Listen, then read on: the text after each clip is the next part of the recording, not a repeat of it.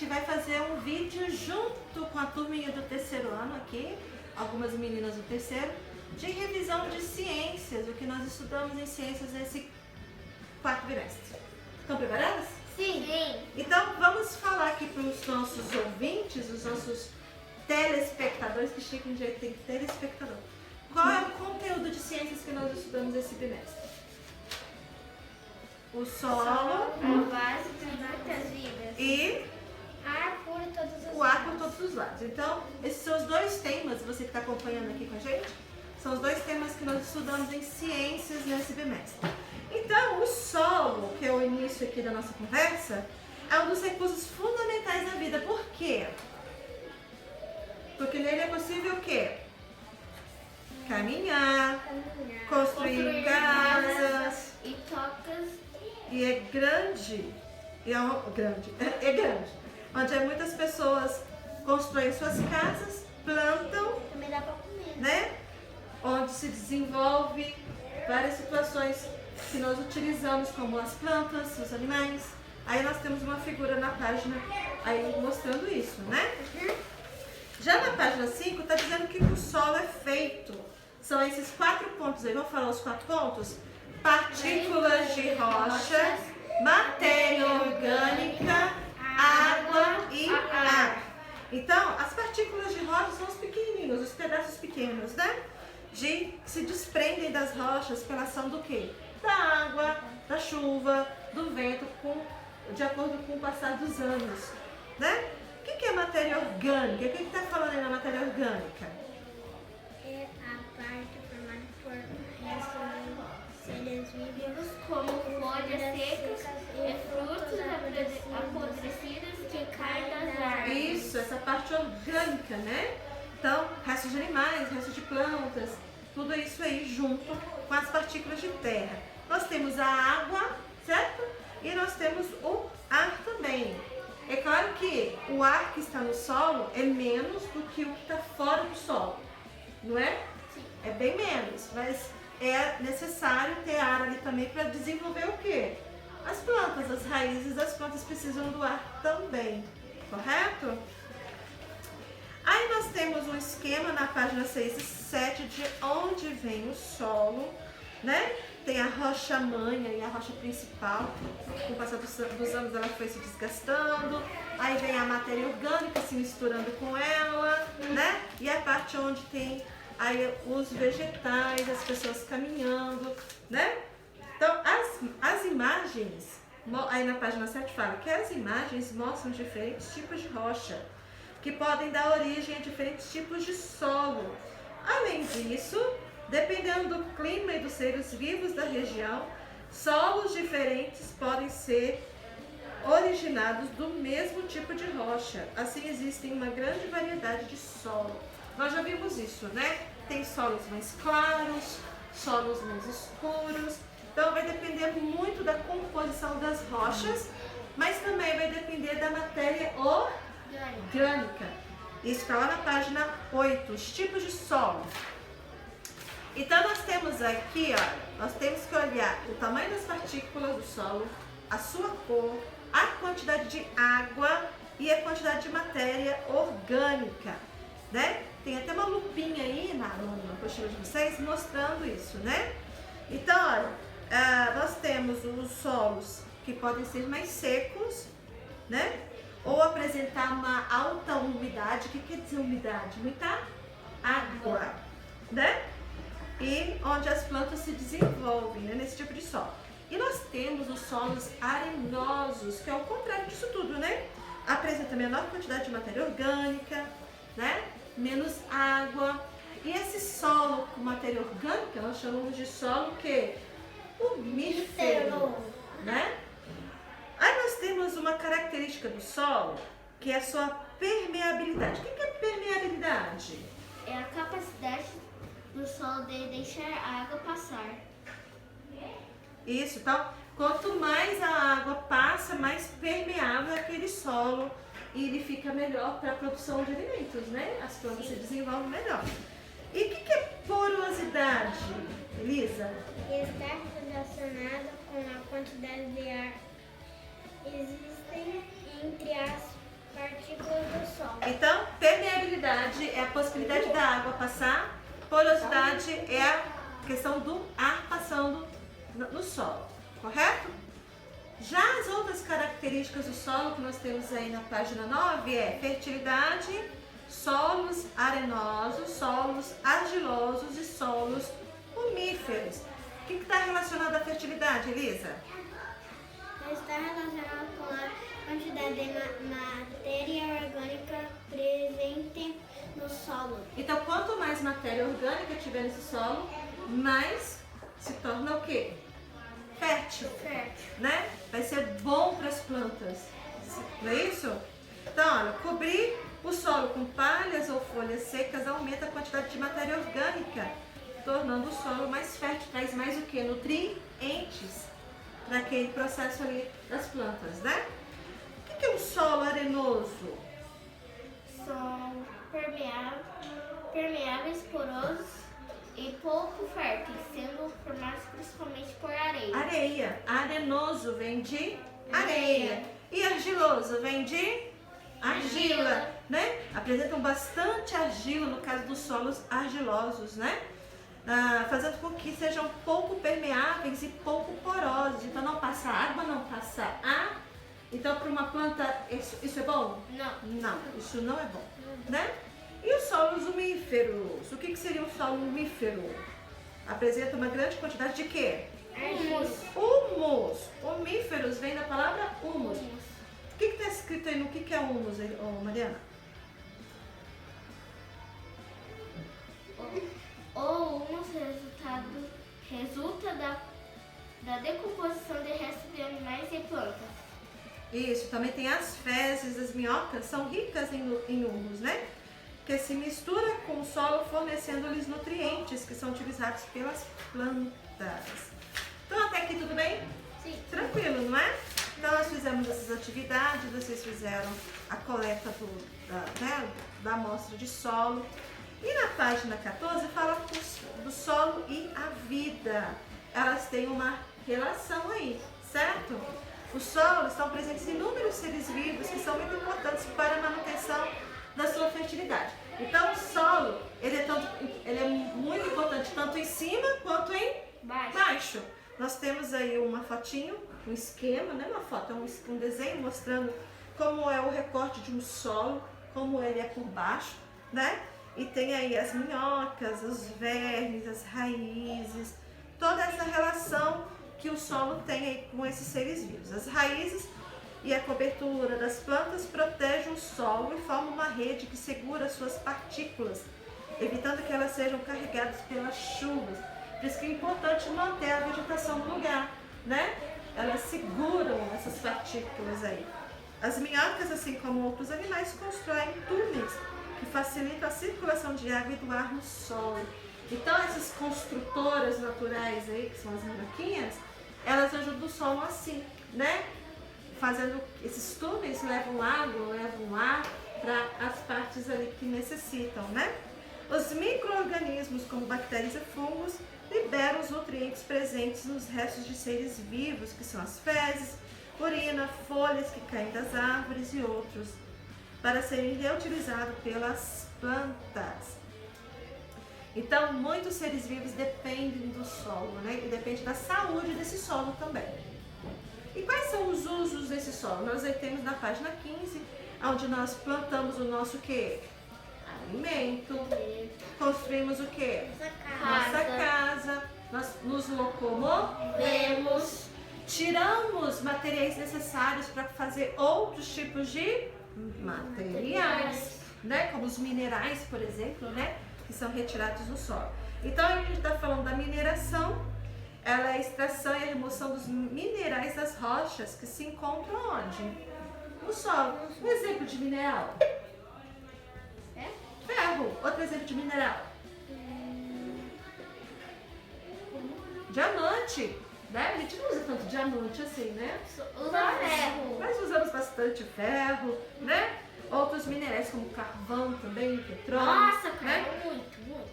Então, a mineração é uma das atividades que causa mais degradação no ambiente. O que é degradação? É a transformação né, uma destruição do meio ambiente, né?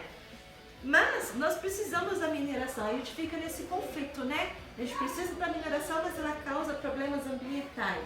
Então o que a gente precisa fazer? Evitar o desperdício, né? E diminuir ao máximo os impactos que isso causa. Sim. Não poderia ser assim, tipo assim, quando eu precisar, fala assim, você liga lá e fala assim, oi, você pode tirar um pouquinho, sai disso aqui. Poderia ser assim, mas não é, né? Então, por isso que a gente precisa reciclar. É um tema que a gente tem trabalhado bastante nesse bimestre, né? A reciclagem, a reutilizar os recursos naturais. E a gente já aprendeu que os minerais são renováveis ou não renováveis? Não renováveis. Não renováveis. Então a gente precisa ter esse cuidado, né? Outra atividade que a gente executa no solo é a agricultura e pecuária. Sem ela a gente não come. Não tem jeito. Mas quais são os problemas que causam a agricultura e a pecuária em relação ao solo? Os agrotóxicos são jogados, né? Os aditivos químicos, né? Que são liberados no solo para matar pragas e outras coisas. Só que isso também traz problema para o solo, para as plantas em geral, né? Os agrotóxicos são usados para diminuir doenças e o ataque de insetos nas plantações, mas eles podem poluir o solo e a água e prejudicar a saúde dos seres vivos, inclusive a dos seres humanos. Isso é um problema, não é? É um Professora, problema. eu soube que estão tentando fazer agrotóxico que não afetam muito o meio ambiente. Isso, eles estão estudando vários tipos de aditivos, né? Para não causar tantos problemas como já tem causado alguns anos atrás, né? Mas ainda precisa ter todo um certo cuidado. Na página 19, está pedindo aí para a gente ter esse olhar, esse cuidado aí com o solo. Uma forma da gente cuidar do solo, evitando esse desgaste, é a rotação de culturas. O que seria essa rotação de cultura? É você intercalar um alimento com outro, para poder não desgastar os nutrientes que tem naquele solo. A gente já viu aqui no Japão, as mudanças de estações, tem a plantação de arroz, depois que o arroz é colhido, eles plantam o que no lugar desse arroz? Batata, inhame. Isso é uma rotação de cultura? Sim. Sim. Então, isso é uma forma de conservar o solo e utilizar técnicas, né, que evita a sua degradação, o seu desgaste. Então, é importante alterar as espécies de plantas que são cultivadas em uma mesma área. Isso ajuda a preservar os nutrientes do solo. Então, tem essa rotação, né? No período é arroz, outro período é batata, ou qualquer outro tipo de alimento, né? E nós temos também o sistema agroflorestal, que é uma intercalação também de culturas, porém no mesmo tempo, né? Aí nós temos na sua apostila, nós temos uma imagem de árvores frutíferas entre vegetais. O que nós temos aí? Cenoura, Beterraba, milho, macieiras, né? Laranjeiras. Então, essa técnica aí de sistema agroflorestal inclui a presença de árvores entre áreas agrícolas. Esse sistema muito mais raízes segura as partículas do solo e as folhas secas, os frutos que caem das árvores, né? Tornam matéria orgânica, né? Para esse solo aí. E ajuda a enriquecer e manter a umidade do solo. Então, todo mundo sai ganhando, né? Um ajudando o outro, né, pessoal? E outro problema que a gente tem aqui em relação ao solo, além do que a gente já falou até agora, nós temos a erosão e o assoreamento. Outra vez difícil, né? Então, o que seria a erosão? Lê pra gente, Mariana. Quando a cobertura vegetal é retirada, a chuva e o vento carregam o solo, formando buracos e deixando-os sem nutrientes. Isso, então quando isso acontece o quê? Erosão. A erosão. E o assoreamento, Elisa, o que seria? Quando a Enxurrada leva o solo para dentro de rios e lagos, ocorre o assoreamento. Então, pessoal, retirar a vegetação nativa da beira de rios é uma boa ideia? Não. Não é uma boa ideia. Pelo contrário, né? Mata o rio, acaba com tudo, né? E causa esses problemas ambientais aí. E no Brasil a gente está vendo muito desses problemas em vários rios aí, em várias regiões, né? Outro problema também em relação ao solo é o descarte, né? Jogar fora produtos, né? Inadequadamente, jogando lixo em locais inadequados, né? Diretamente no solo, sem nenhum tipo de separação, né? Isso pode acontecer não só na sua casa, mas em qualquer outro lugar. Quando você joga o lixo fora do lugar, causa um outro problema. E aqui está falando do chorume, né? Que é um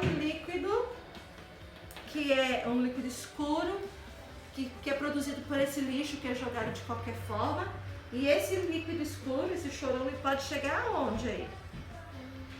Ele infiltra no solo e pode poluí-lo. e pode chegar até a água também, né? Poluir os lençóis freáticos, né? Do que ficam aí abaixo do solo. Então, o ideal é que o lixo ele não pode ser jogado de qualquer jeito, ele tem que ser reciclado, né?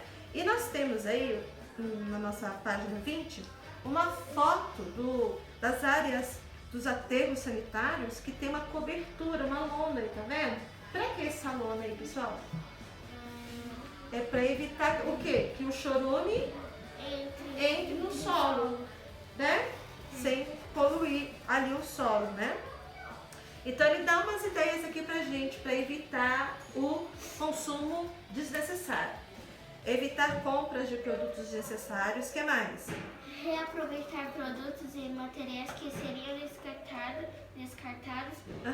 como um caderno do ano anterior que ainda tem várias páginas em branco. Reaproveitar o material, né, gente? E o último lá, a última dica? Separar o lixo orgânico e o reciclável, descartá-los corretamente.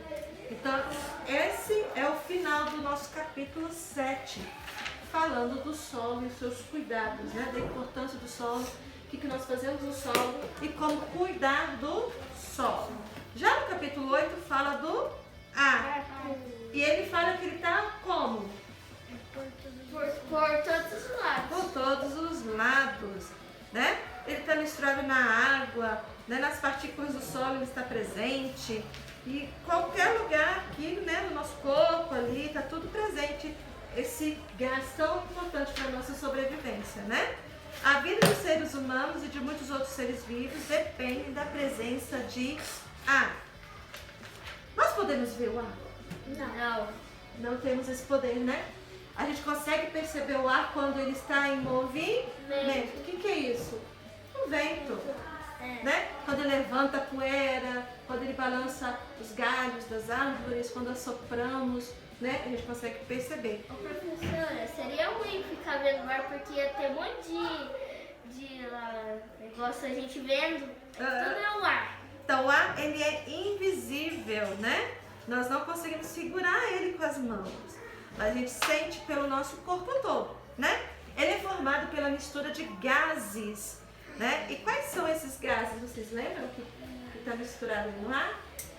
Nós temos o gás que nós respiramos, que é o oxigênio. Temos o gás que liberamos, que é o gás carbônico. E tem um que é muito concentrado, que é o nitrogênio, né? Então, para ver o ar, só quando ele está em movimento, né? Quando a gente usa um ventilador também e tudo mais. Nem nessa imagem aqui parece que está dando furacão. Então, as árvores estão balançando com força, né? Meu Deus! Nós temos também a geração de energia pelo ar, que é energia eólica, que são aquelas pás gigantes de ventilador, né? Parece catavento. Isso, ela tem esse princípio, né?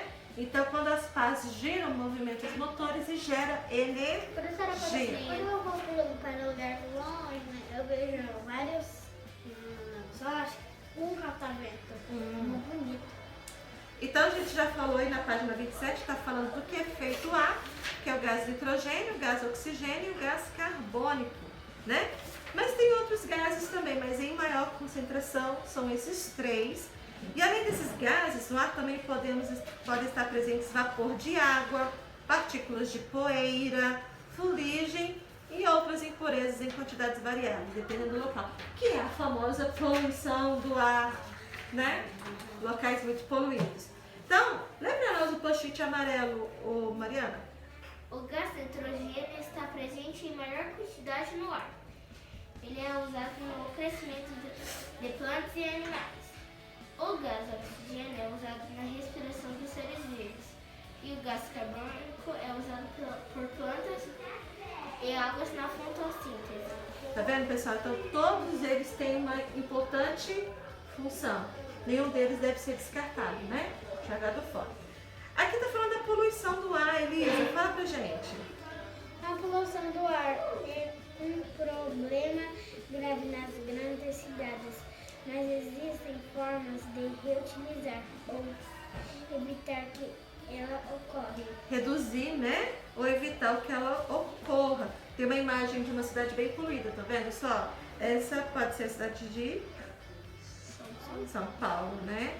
Mas tem outras cidades no Brasil que também tem essa questão da poluição, né? A gente consegue ver de longe, porque tá cheio de fuligem, né? Dessa poeira aí, que pode causar problemas respiratórios, né? Eu pensei que era neblina.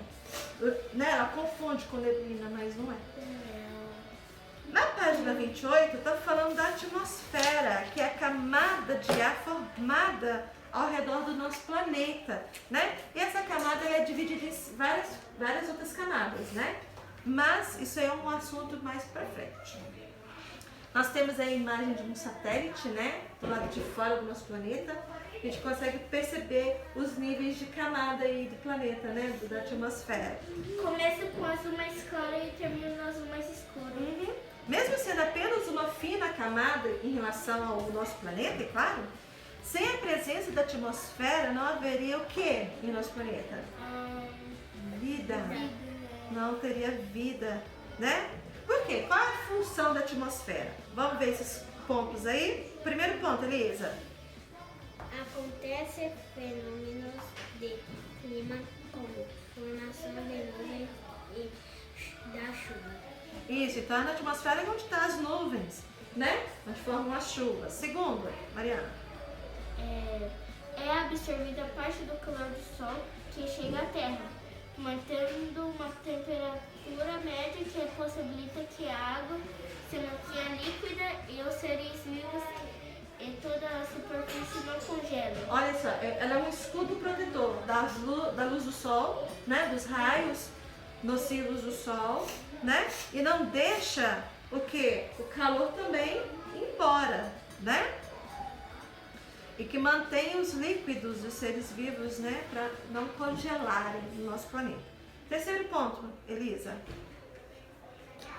São filtrados alguns tipos de raios solares que prejudicam os seres vivos. Então, se o raio do Sol vier direto para nós, vamos ter sérios problemas, né? De pele, de saúde, de outras coisas. Então, a atmosfera é esse bloqueador natural, né? Que nos ajuda a nos prevenir desses raios solares que nos prejudicam. Próximo, Mariana. Está presente o gás oxigênio, usado pelos seres humanos e outros seres vivos na respiração. Então, o oxigênio é o gás que nós usamos para manter-nos vivos, né? Então, ele está ali, na atmosfera. Último. Está presente o gás carbônico usado pelas plantas e algas para realizar a fotossíntese. Fotossíntese, a gente já estudou sobre isso e é muito importante, né? Sem elas também não tem alimento para as plantas morrem e já era tudo, né? Então, olha quanta coisa importante é a função da atmosfera, né? E o ar, ele não se distribui igualmente no nosso planeta, na atmosfera. Nas regiões próximas do mar, a quantidade de ar é maior ou menor? Maior. Maior, né? Já em regiões muito altas, os gases que formam ar ficam mais separados uns dos outros, reduzindo a sua quantidade. Por isso que alpinistas, quando vão subir montanhas, escalar montanhas, eles precisam levar o quê? Oxigênio, né? Eles levam cilindros de oxigênio. Parece que é igual de mergulhador. Isso. Que é pro alpinista. Então, quanto mais alto, mais afastado do solo, né, da crosta terrestre, menos oxigênio vai ter. Que nem essa moça aí tá comigo. Isso, igual que tá aí na coxinha. O ar e os seres vivos, página 29. Quando você nasceu, a primeira coisa que você fez, antes mesmo de chorar, foi? Respirar, ou seja, encher os seus pulmões de ar, né? Nós, seres humanos, temos pulmões e é neles que tem o processo de respiração. Desde então, o ar entra e sai do seu corpo e todo momento, mesmo quando você está dormindo, você está respirando. Senão você morre. O movimento de entrada no ar nos pulmões é chamado de inspiração. E o momento da saída dos pulmões é chamado de expiração. Nós temos aí uma forma de mostrar esse sistema aí. Os seres vivos que se desenvolvem em ambientes terrestres absorvem o gás oxigênio da atmosfera. Já os peixes e outros seres vivos aquáticos absorvem o gás oxigênio que está dissolvido na água. A água tem oxigênio. E é isso que os animais aquáticos respiram, né? Pessoal, então quer dizer que quando a gente está em respiração, o nosso abre mais, e quando a gente está em expiração, a gente diminui? Então, ele enche, né? Ele infla o pulmão, né? Igual um balão, enchi o pulmão. Quando eu libero, esvaziei o pulmão. Mas quer dizer que quando a gente está brincando, a gente tem que ficar mais, que naquele dia que a gente ficou sem tempo, menos, mas respirar, ficar parado assim. Pode estar um problema, né? Não é muito saudável fazer isso, não. Aí na página 30 está mostrando o esquema da respiração dos seres vivos, do peixe e da planta, né? A maior parte dos peixes não tem pulmões, assim, eles retiram o gás oxigênio da água por meio de órgãos chamados brânquias. E já das plantas, qual o local que as plantas respiram? Por onde que elas respiram? Folhas. Pelas folhas. Então, as plantas respiram o tempo todo. Na respiração, o gás oxigênio e o gás carbônico entram e saem do organismo das plantas através de orifícios microscópicos presentes principalmente nas folhas. E aí embaixo está explicando o processo novamente de fotossíntese, né? Na fotossíntese, a planta absorve o gás carbônico da atmosfera e libera o gás oxigênio. Esse processo acontece na presença da luz do sol. Então, sem a luz do sol também não acontece a fotossíntese, né? Por isso a importância aí da atmosfera para a preservação das espécies, né? Tanto nós, como seres humanos, quanto das plantas. Então, pessoal, chegamos ao fim. Tem uma brincadeira que você tem, que você fica mais tempo debaixo da água. Isso aí tem que ter treinamento, né? Não pode ser de qualquer jeito, tem que ter muito cuidado. Mas tem gente que rouba, fica subindo, senão perde o ar. Um dia, quando eu fui brincar disso, eu me afoguei. Então tem que tomar cuidado. Então, pessoal, é isso. Os dois conteúdos de ciência desse quarto bimestre, o solo e o ar, importantes para a nossa sobrevivência, porque sem solo e sem ar, não estaremos aqui. Não é verdade? É verdade. Né? Tem tanta coisa. Professora, não ia dar mesmo, né? Se a gente mesmo se tivesse falando. Então a gente tem muitas coisas que ajudam a preservar a nossa vida. O solo, o ar, a água, os alimentos, ter saúde, né? E a gente está vendo aí que a pandemia está prejudicando várias coisas aí da nossa vida, né? Quem foi, será que o primeiro a tocar nessa terra e respirar? Então vamos dar tchau para os nossos Tchau! amigos. Obrigada por assistir. Espero que tenha ajudado aí na compreensão do conteúdo e estudem para as provas. Combinado?